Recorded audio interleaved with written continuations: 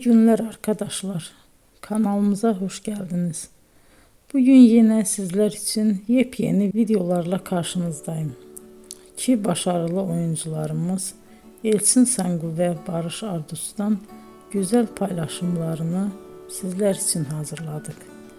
Elçin Sangu, Sevdim Alabora, Yalancı ve Mumları, Kiralık Aşk, İyi Günde Kötü Günde bu dizilerde rol almış ve herkes tarafından çok beğenilmiştir.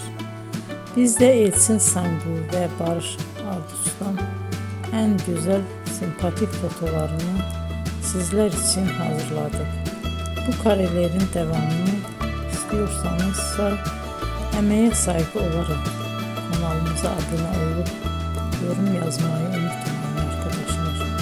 Teşekkür ederim.